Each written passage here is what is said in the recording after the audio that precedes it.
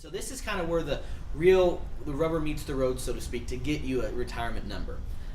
We kind of talked about the retirement lifestyle. We talked about a general time frame. Now we'll crunch the numbers to make sure we can see when that happens. And so first we'll kind of estimate your future retirement expenses. Then we'll talk about projecting your retirement income. Then this will allow us to identify the gap that we have between those expenses in that shortfall. So what you'll want to do in retirement is accumulate enough funds to fill that gap. And we can calculate that in some pretty rudimentary ways. And then after that, we'll talk about the effects of inflation have on your portfolio and your retirement numbers. So the first thing we're going to talk about is estimating the expenses. The old general rule used to be you needed 60 to 90% of your pre-retirement income. I mean, that's kind of changes. It kind of really depends, to tell you the truth. Part of the 60-90 was an old fallacy where it said you needed that to because you won't be working, you won't be commuting, you won't need all these work clothes. I tell people I'd plan for at least 100% or more, because if you have more, then great. So then you'll be able to live a better retirement than you had before, than you had when you were living. So these general guidelines are easy but not very helpful.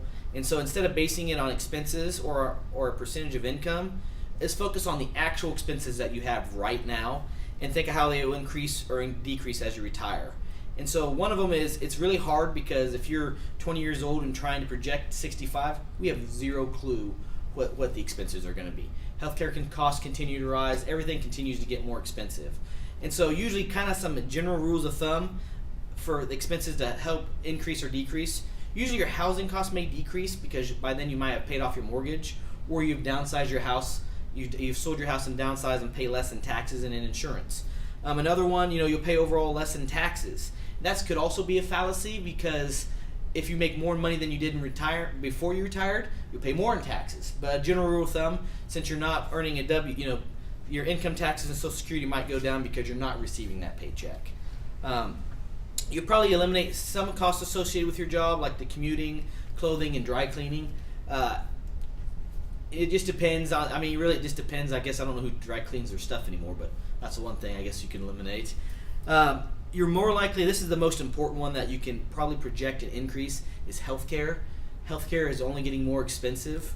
And so that one you can say, I'm paying X now. It's just a good idea to say, I'll be paying a lot more later for it. And since you're retired, I always call it the time money pendulum. If you're working, you have less time, and so you're spending less money.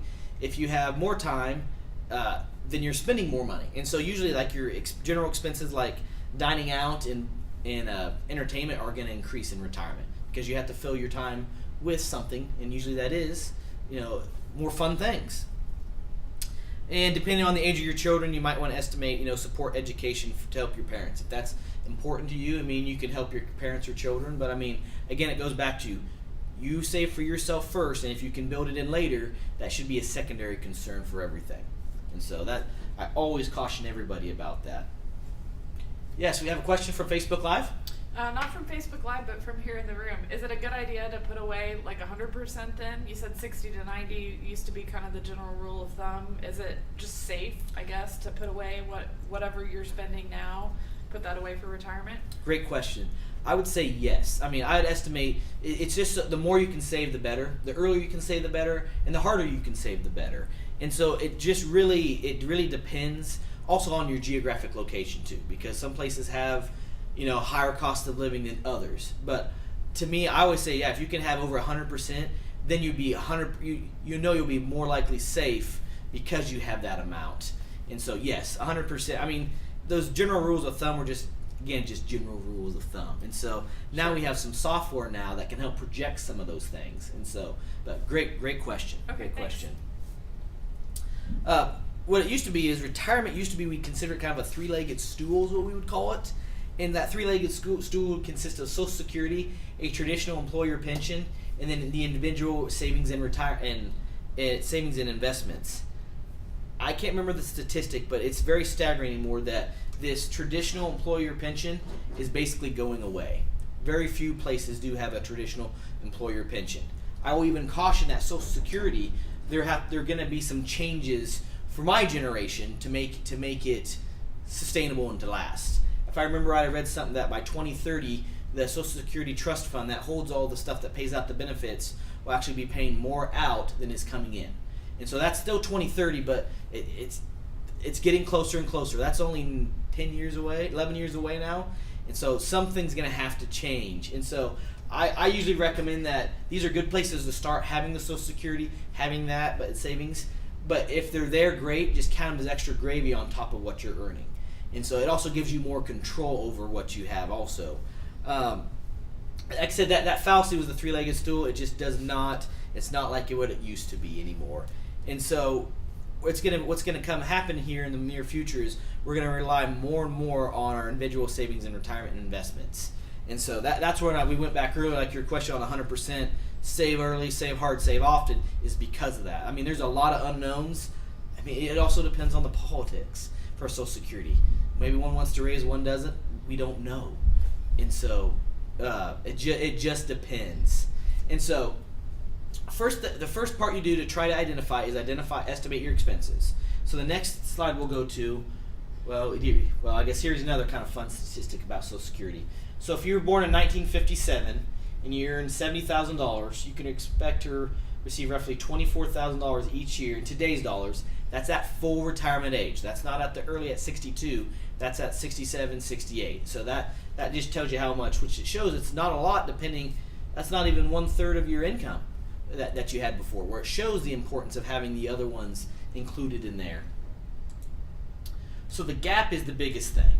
The gap is what we're going to try to estimate. So right now, if you have $50,000 in retirement, click all these here, and so your estimated from your Social Security, from your pensions and everything from there is $20,000.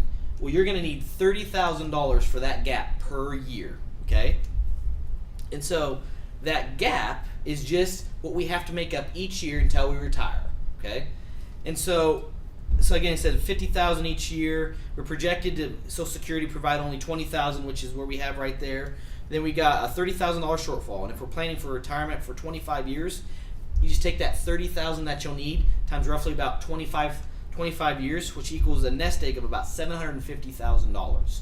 So that at least gives you some of the backdoor mathematics to get into what you think you'll need for retirement. Now everybody's like, oh, that's such a big number, and it is, but you will not need that $750,000 all at once because you're only drawing upon $30,000 each year. And so actually the number is a little bit smaller, which will show on the next slide, and then you can, based on your investment performance, will help you identify where you can come in that, what you will actually need for that lump sum. And so we'll go right back through it again, is that your estimated expenses are $50,000. You have retirement income of $20,000. So our gap that we need to fill is $30,000. And so that gap is $30,000 per year. And if you estimate your retirement of 25 years, that 30,000 times 25 equals that $750,000 where we got to right now. So we got expenses, we got the income part, and we figured out the gap. This is the retirement goal. And so your retirement plan, I tell everybody, the retirement plan should have one main thing, which is accumulate enough assets by the time you retire to satisfy your projected income shortfall on all your years of retirement. And so again, you said you needed that additional $30,000 in your gap, and for 25 years. So if you use, this is assuming now that you're putting your retirement funds and it's earning 6% each year. You actually only needed approximately $384,000, which after that 6% earning each year would equate out to that $750,000, because you're not going to draw down that $750,000 all at once. 6% each year, just for some historical context, the S&P 500, which is the 500 largest companies in the United States index, roughly, if you go back annually, now there's years it's produced better and years it's done worse, but on average produced about 10 to 11% each year. So even if you're getting half of that, that helps you out. So that half, that 6%, we'd call more of kind of a balanced approach. You're not 100% in stocks. So that's just something to be aware of. And before you go to build that lump sum, it's subject to remainder of our discussion, and that's going to be inflation. So we're all talk about, great, I got my number that I need, I have 750 is what I'm going to need, but in real dollars, it's only 384,000 at that 6% return, which will match out to 750,000 over my 25 years. That's if there was zero inflation involved. And so, inflation is the silent killer of anybody's portfolio. What inflation is I tell people a gallon of gas costs more today than it did a year ago. I just read an article today that California has $4 gas. The average United States is like 2.76, the rest of it. But California was hitting 400, that'd be worse, $4. And so, that just goes to show gas before, a few years ago, was not even close to that. When I filled up my first gallon of gas at 16 was $1.86. I remember that. I don't remember why I remember that, but it was $1.86. And so now it's $2.76. Again, so that inflation is that difference of what we've had right now. And so roughly the annual inflation rate has run about 2.2% over the past 20 years, and that has been calculated from the U.S. Department of Labor. They did a study, and they did that study back in 2016. And so basically at 2.2% annual inflation, something that cost $100 today would cost $155 in 20 years.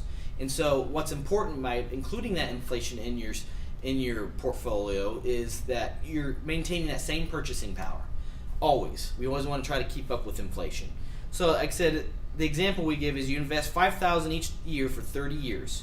And if you grow at 6%, you'll end up with about $395,000, which is right here. That's that $5,000 for 30 years at 6%. That's before inflation.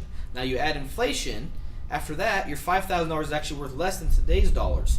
It also means your 6% that you got, you take 2.2% off of that, you've only averaged 3.8%. And so your actual purchasing power, even though you have $395,000, it's worth only $205,000.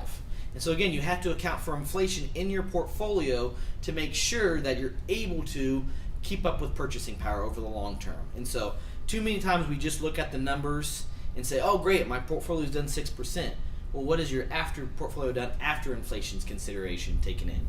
And so very important part of the numbers is you have to build that also into your thinking and model that today, the stuff that you buy today is going to cost more than it in the future. So like my first phone was a flip phone. It cost me $100. iPhones now are over $1,000. Same example right there. There's inflation at work.